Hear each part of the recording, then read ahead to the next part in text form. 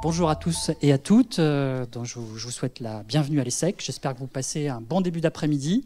Vous apprenez plein de choses intéressantes et que tout ce qu'on vous présente va vous être utile. Donc moi, je vais aborder la question de l'épreuve de test. Donc je vais vous faire une présentation et puis ensuite je répondrai avec plaisir à vos questions. Je m'appelle Jean-Luc Bernot, je suis professeur des universités et j'interviens au niveau de cette épreuve de test depuis maintenant 25 ans. Donc je vais essayer de vous expliquer un petit peu les principes, les fondements et puis surtout comment réussir l'épreuve de test, parce que ce qui est important aussi de prendre conscience, c'est que l'épreuve de test, c'est une opportunité pour vous aussi d'entrer à l'ESSEC. Il y a beaucoup de candidats qui rentrent grâce à l'épreuve de test, donc il y a un enjeu pour vous de les réussir, bien évidemment. Alors, on va commencer par présenter un peu le contenu de l'intervention aujourd'hui. Donc, vous avez tout d'abord des éléments qui vont vous expliquer un peu les fondements, parce que souvent on se pose la question, pourquoi cette épreuve de test? À quoi elle sert? Qu'est-ce qu'elle vient faire dans le paysage? Quelles compétences elle mesure? Donc peut-être vous rappeler aussi ce qu'on recherche à l'ESSEC comme type de qualité. Et puis ensuite, vous présenter quelques principes pour que vous puissiez être déjà un peu familiarisé avec cette épreuve, voir quelques exemples de questions. Et puis enfin, vous les attendez évidemment, les conseils de préparation pour optimiser votre performance dans cette épreuve. Donc, on va d'abord commencer par les fondements de la démarche. Alors, c'est vrai que c'est une particularité, un peu une marque de fabrique de l'ESSEC d'avoir cette épreuve de test qui existe maintenant depuis plusieurs décennies. Et l'idée, c'est de proposer des épreuves un peu innovantes, un peu différentes de ce qui peut se faire ailleurs, avec une démarche qui ressemble assez à ce qu'on fait dans les entreprises, finalement. C'est-à-dire que si vous continuez, je l'espère, votre carrière, vous devenez cadre dirigeant, il y a fort à parier que vous repassiez un peu le même type d'épreuve, parce que c'est utilisé pour identifier les compétences et pour la sélection des cadres. Alors la particularité de ces épreuves, c'est qu'elles cherchent à mesurer des compétences assez variées qui sont importantes pour pouvoir s'adapter aux études de gestion, aux études de management, mais qui sont aussi importantes pour pouvoir ensuite continuer sa carrière dans le monde du travail. La particularité de ces épreuves, c'est qu'elles ne sont pas construites intuitivement, elles reposent sur une base scientifique, c'est-à-dire qu'on intègre les meilleures épreuves qui permettent d'apprécier les compétences qui sont exactement recherchées par l'école. Et puis enfin, ce sont des épreuves qui ne reposent pas sur des connaissances préalables, c'est-à-dire qu'on ne vous demande pas d'avoir des connaissances particulières. A priori, tout le monde a les mêmes chances. Ce qu'on cherche avec ces épreuves, c'est d'apprécier vos talents, quelle que soit votre origine, quel que soit le type de parcours académique que vous avez réalisé. En fait, ce sont plutôt des épreuves qui détectent des potentiels, des aptitudes, plutôt qu'une capacité à simplement avoir des connaissances à un moment donné. Donc en fait, a priori, vous avez tous et toutes vos chances de le réussir. Il va falloir, lors de la journée des tests, donner le meilleur de vous-même.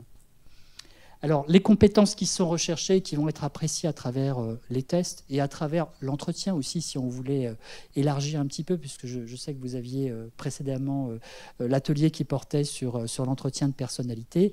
Dans ces deux épreuves, on va essayer d'apprécier différentes compétences dont on sait qu'elles sont fondamentales pour réussir dans des études qui sont aujourd'hui à l'ESSEC des études très exigeantes, et puis pour pouvoir réussir aussi après dans des métiers du management. Alors vous avez quelques exemples des compétences et des talents qui sont attendus par l'ESSEC, qu'on va bien sûr faire fructifier quand on fait son parcours à l'école.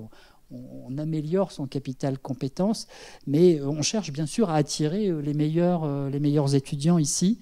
Et donc, les tests vont contribuer à l'identification de certains de ces talents.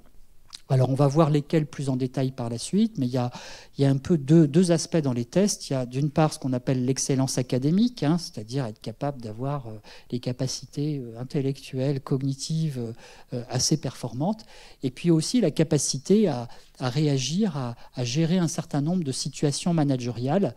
Et donc là, ça fait appel à tout un ensemble de ressources dont vous avez ici quelques exemples qui sont présentés, qui peuvent avoir des liens avec la tolérance au stress, la capacité à s'organiser ou à innover. Enfin bref, tout ce qu'on attend aujourd'hui d'un étudiant qui va être confronté à l'international, qui va devoir affronter tout un ensemble de cours et qui par la suite va s'engager en entreprise ou dans les administrations pour faire évoluer un certain nombre de projets. Alors, comment ça marche maintenant concrètement les tests? En fait, vous avez 2 sessions, donc c'est 2 demi-journées différentes. Les tests de compétences cognitives, pour commencer, ces épreuves auront lieu l'après-midi. Ça dure 3 heures au total, et vous aurez à affronter 6 tests différents, donc 3 tests d'aptitude verbale et 3 tests de raisonnement logique. Donc au total, ça représente à peu près 300 problèmes à gérer. Donc c'est pas mal, hein, c'est une grosse masse de problèmes à traiter en peu de temps. En sachant que donc, vous aurez donc, pour la partie verbale différents types de contenus. Ça peut être des contenus de type vocabulaire, compréhension de texte, compréhension de phrases. On va vous demander d'analyser en fait, des matériaux verbaux et puis de trouver les meilleures solutions. Et pour la partie raisonnement logique, on est plutôt dans de la compréhension de données assez abstraites qui peuvent reposer sur des données chiffrées, des données géométriques ou des données verbales. Donc là, l'idée, c'est très clairement de mesurer l'excellence académique, hein, c'est-à-dire votre capacité à raisonner, à prendre des décisions rapides, à faire face à la complexité, à synthétiser de l'information, à trouver des liens logiques entre des éléments, c'est-à-dire autant de capacités fondamentales qui sont importantes pour s'adapter à des études qui vont être par la suite quand même très exigeantes. Et puis faire face au monde actuel. Le monde actuel, c'est un monde complexe, c'est un monde où il faut prendre des décisions très rapides sur la base de beaucoup d'informations. Donc il y a cette capacité, si vous voulez, à traiter beaucoup de données et puis voilà, à en tirer le meilleur pour les rendre intelligibles. Et donc ce sont ces dimensions-là qu'on va plus particulièrement mesurer dans les tests de compétences cognitives. Voilà. Alors ça fait beaucoup de problèmes à traiter en peu de temps. Il faut savoir que ces épreuves-là, comme les autres épreuves d'ailleurs, sont faites pour ne pas être terminées. Donc je dirais que déjà si vous en faites la moitié, je ne dis pas si vous en réussissez la moitié, mais si vous en faites la moitié, c'est déjà pas mal.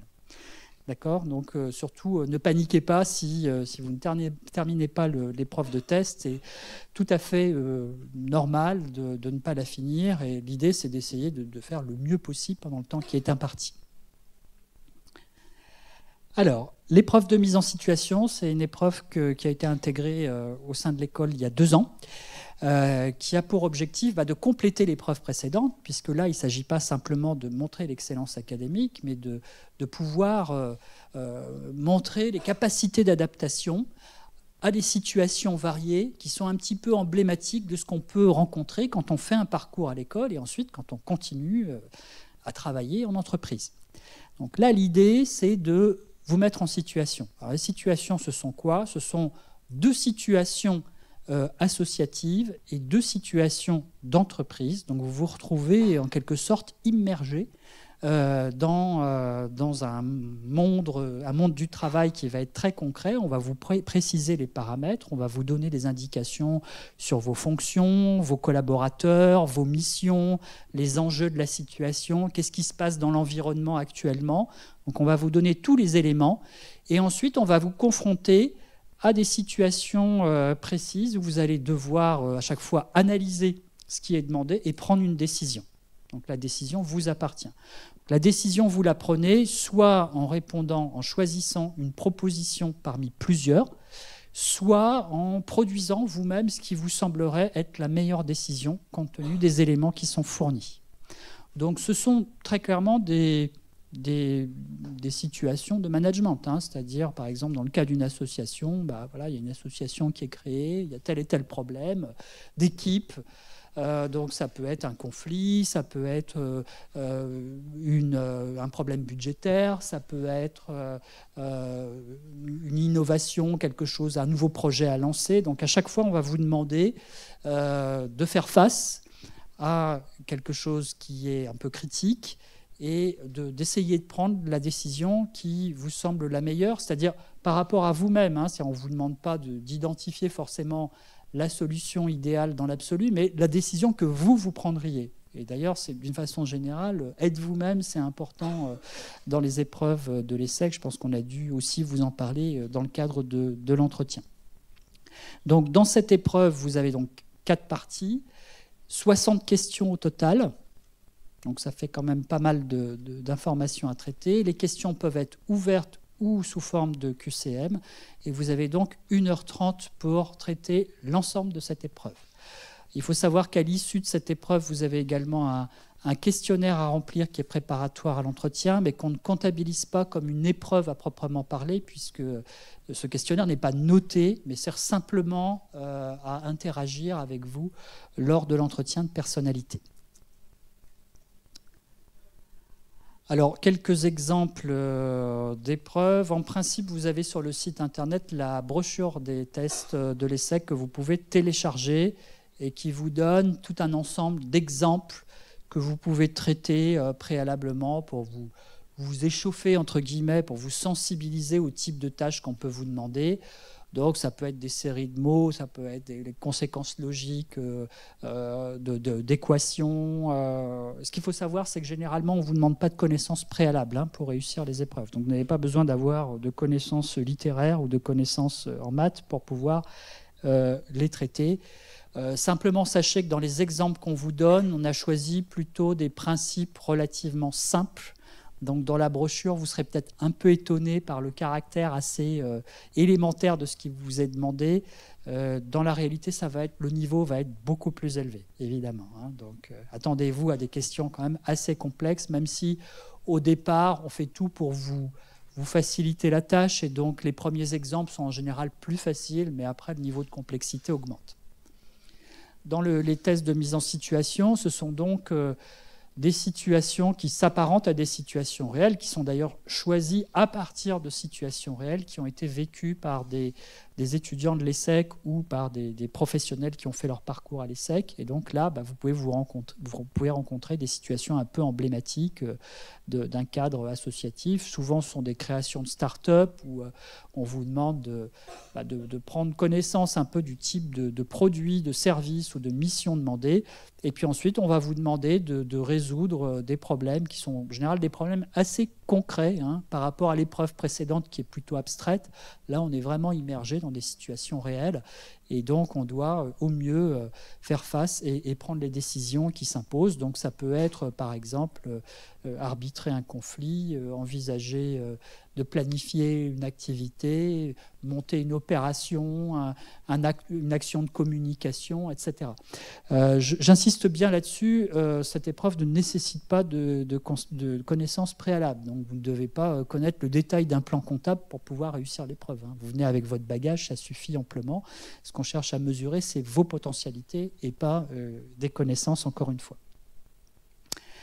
Alors, quelques conseils de préparation pour terminer. Je sais que vous les attendez, ils sont très importants pour pouvoir réussir. Il y a plusieurs points qui sont des points un petit peu d'évidence, je dirais, de logique même, mais je crois que c'est important de les rappeler parce qu'encore une fois, l'épreuve, elle n'est pas conçue pour vous piéger, ou vous pénaliser ou vous éliminer. Ce n'est pas comme ça qu'on l'envisage. L'épreuve, elle a une fonction, c'est d'attirer les talents. C'est-à-dire de vous donner l'occasion, pendant une journée, de montrer ce que vous avez dans le ventre, de montrer vos capacités. Et donc, on va essayer de tout faire en sorte pour vous mettre dans les meilleures conditions pour que vous puissiez nous le montrer.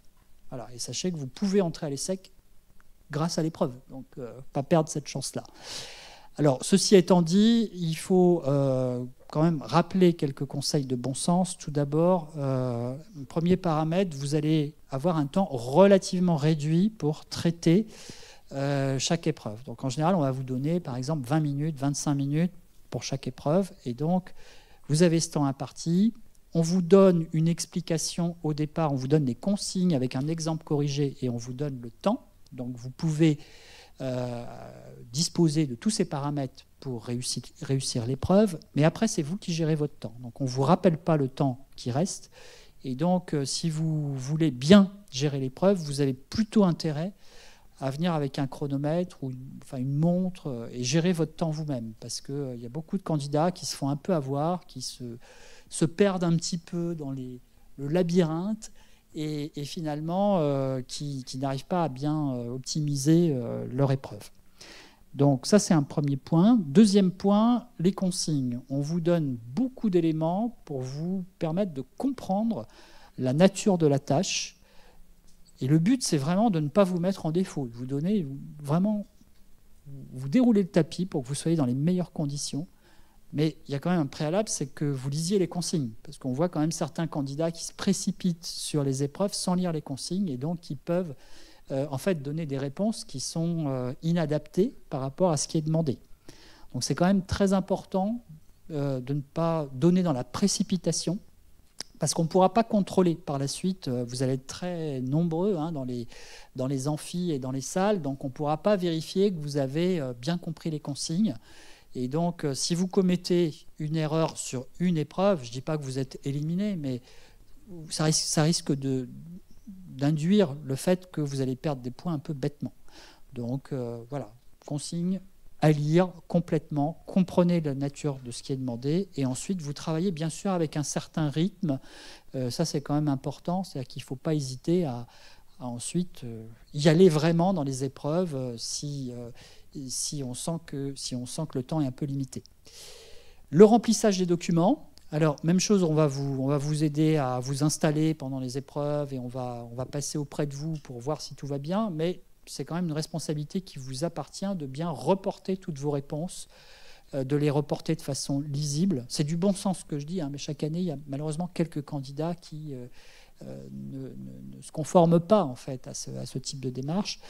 Donc voilà, donc il faut essayer de faire en sorte que ces réponses soient bien lisibles. On va vous demander de donner parfois des mots ou des phrases, donc il faut que ce soit identifiable, sinon ça va compter comme étant une erreur. Alors il faut savoir que pour vous aider, on vous donne un stylo un peu magique qui permet d'effacer ces réponses et de mettre les nouvelles réponses. Donc vous avez vraiment tous les outils pour réussir avec vous voilà, dans le cadre de cette journée de test. Dernier point, le traitement des questions. Il faut savoir que vous n'arriverez pas à terminer les épreuves. Donc, surtout, ne vous découragez pas. Vous allez sans doute percevoir que pour certaines épreuves, c'est beaucoup plus difficile pour vous que pour d'autres épreuves. Donc, par exemple, si vous ne réussissez que 3 ou 4 problèmes pour une épreuve, ne vous découragez pas. De façon générale, ne vous découragez jamais. Le match n'est pas perdu jusqu'au dernier point. L'enjeu, c'est quand même d'entrer à l'ESSEC. Voilà, il faut y aller, il ne faut pas vous décourager. Vous pouvez toujours compenser, rattraper autrement. Et il y a beaucoup de témoignages d'étudiants qui disent qu'au fond, voilà, ils ont eu un peu de difficulté dans une autre épreuve, et puis ensuite, ils ont super performé dans l'épreuve d'après, et puis au final, ils se sont retrouvés avec une note qui leur a permis, grâce au test, d'entrer à l'ESSEC. Donc voilà, il faut toujours jouer cette carte-là jusqu'au bout. C'est une journée qui est quand même assez longue. On est au mois de juin, il peut faire un peu chaud. Il y a beaucoup de problèmes à traiter. Vous arrivez peut-être en fin d'année où vous pouvez être un peu fatigué. L'après-midi peut être un peu plus redoutable que le matin parce que voilà, on arrive à la fin d'une grosse journée qui va vous mobiliser beaucoup. Donc mon conseil, c'est vraiment rester motivé, concentré jusqu'au bout, ne lâchez rien. Vous avez tout à fait vos chances. Et en tout cas, j'espère que ce sera pour vous à la fois une expérience intéressante d'un point de vue académique, mais aussi une expérience humaine, parce que vous allez vous confronter à une situation un petit peu, à un ensemble de situations un peu nouvelles, et je pense que c'est quelque chose dont vous vous souviendrez toute votre vie et qui très certainement vous sera utile pour la suite de votre cursus. Voilà ce que je voulais vous dire en résumé. Donc, je pense que maintenant, on peut ouvrir un temps d'échange et de discussion pour que vous puissiez poser vos questions. Merci. Est-ce qu'il y a des bases d'annales sur le site internet disponibles ou bien des bouquins qu'on peut acheter pour faire les annales?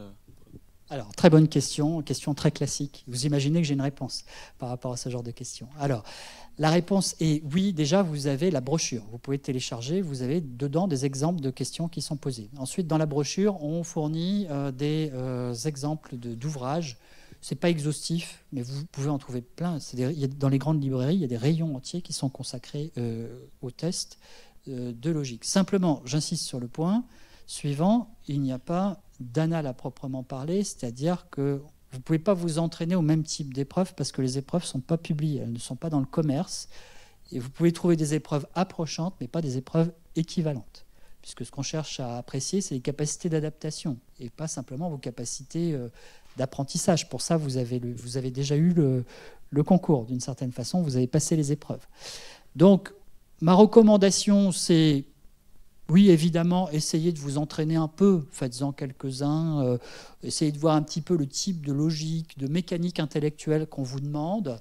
C'est quand même intéressant. L'idée, c'est que vous puissiez venir en étant relativement rassuré, avec une bonne disposition d'esprit, en ayant compris un petit peu la mécanique, en fait. Par contre, vous préparez en apprenant des patterns de réponse, ça ne marche pas, parce que déjà, les patterns que vous pouvez voir ailleurs vont être différents de ceux qu'on va vous proposer.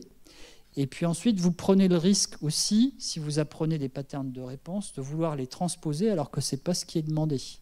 Donc, vous voyez, c'est les limites du bachotage en la matière.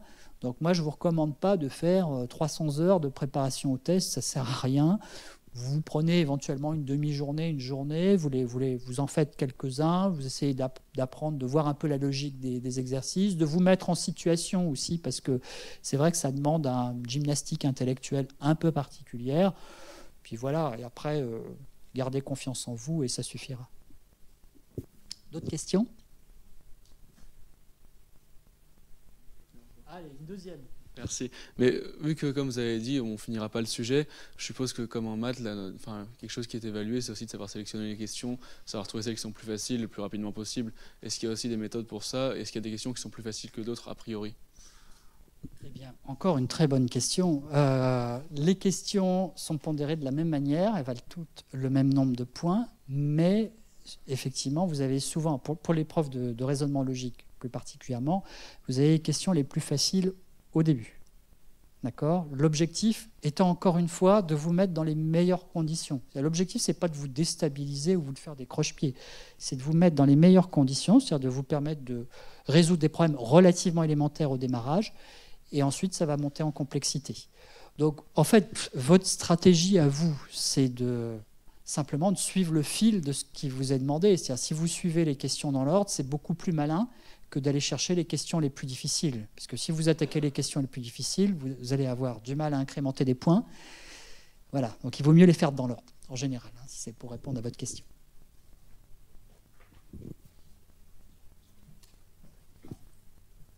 Merci. Est-ce que vous avez une idée du temps qu'il faut allouer à chaque question? Au bout de combien de temps il faut passer, surtout parce que s'il y a beaucoup de questions, on peut s'imaginer que la note finale va beaucoup dépendre de la capacité à choisir et tout ça. Alors, on peut pas répondre de façon absolue à cette question parce que ça dépend du niveau de complexité de la question. Vous voyez, il y a des questions plus complexes qui peuvent nécessiter 2 minutes, d'autres qui, au bout de 10 secondes, si vous n'avez pas trouvé, il faut passer. En fait, c'est plutôt le temps subjectif, c'est-à-dire c'est vous qui estimez. C'est-à-dire si vous commencez à sentir que vous patinez sur une question, vous n'êtes pas dedans, moi je vous conseille de sauter, voilà, sans remords, parce que vous avez suffisamment de questions pour vous mobiliser sur d'autres situations. Vous voyez ? Donc c'est à vous d'estimer ça et surtout de garder un bon rythme, c'est-à-dire de ne pas vous laisser piéger par le fait de dire il faut absolument que je termine cette question-là avant de passer à la suivante. Parce que là, vous allez rester bloqué sur un problème et vous allez perdre beaucoup de points. Bon, il faut savoir qu'il y a un facteur quand même de vitesse qui intervient dans la réussite au test, qui n'est pas négligeable. C'est-à-dire qu'il faut quand même essayer de les faire avec un bon rythme. Et donc, il faut incrémenter beaucoup de points sans répondre au hasard pour autant. C'est-à-dire, souvent on me pose la question, mais est-ce qu'on peut répondre au hasard? On voit quelques candidats qui répondent à toutes les questions au hasard. Perte de temps totale, parce que de toute façon, il y a des points négatifs pour les mauvaises réponses. Donc si vous faites ça, je veux dire, autant regarder le plafond, vous aurez exactement la même performance. Donc ça ne sert à rien. Par contre, si vous hésitez un peu, vous n'êtes pas sûr, vous dites, tiens, peut-être pas, ou je suis sûr à 70% ou à 80%, là, c'est un problème classique de prise de risque. Là, vous êtes bienvenue dans le monde des managers, c'est-à-dire voilà, vous êtes face à des situations qui sont complexes, donc c'est à vous de jouer. Mais ma recommandation, c'est, si vous êtes à peu près sûr de vous, ne répondez pas uniquement si vous avez 100% si vous croyez à 100% que vous allez réussir le problème, quoi. Il y a des moments où il faut aussi prendre des risques, mesurer, mais pas sur la base du hasard. Voilà. Vous voyez, il faut trouver, à vous de trouver la bonne distance, en fait. Une autre question, ici. Est-ce que dans vos questions ouvertes, il y a des réponses qui sont attendues ou c'est plutôt la démarche qui est évaluée? Il y a les deux. Il y a les deux. Il y a les deux. Il y a bien sûr des attentes, c'est-à-dire que c'est pas complètement, il n'y a pas quelque chose de fantaisiste, si vous voulez, ne peut pas incrémenter des points. Il y a des compétences sous-jacentes qui sont attendues, mais après il y a aussi une démarche, une cohérence, une explication, un éclairage qui va pouvoir témoigner du talent que vous avez par rapport au problème donné. Donc, vous voyez, il y a ces deux aspects à la fois qui interviennent. Donc, ce n'est pas complètement normé, si vous voulez. Vous avez une marge de manœuvre. Maintenant, la marge de manœuvre, ça ne consiste pas à répondre complètement à côté du problème, quoi. Vous faut être aussi en cohérence avec la nature de l'information demandée. Donc, autrement dit, enfin, je ne sais pas, pour préciser un peu ma pensée, si vous êtes face à un problème de prise de décision, il faut répondre par une prise de décision. Après, la nature de la décision prise, on peut avoir des réponses différentes qui incrémentent les mêmes points, le même niveau de points. Voilà. Autre question? Vous savez tout sur les tests maintenant, donc c'est à vous de jouer, vous avez toutes les chances de les réussir. Alors, d'autres questions? Ça va?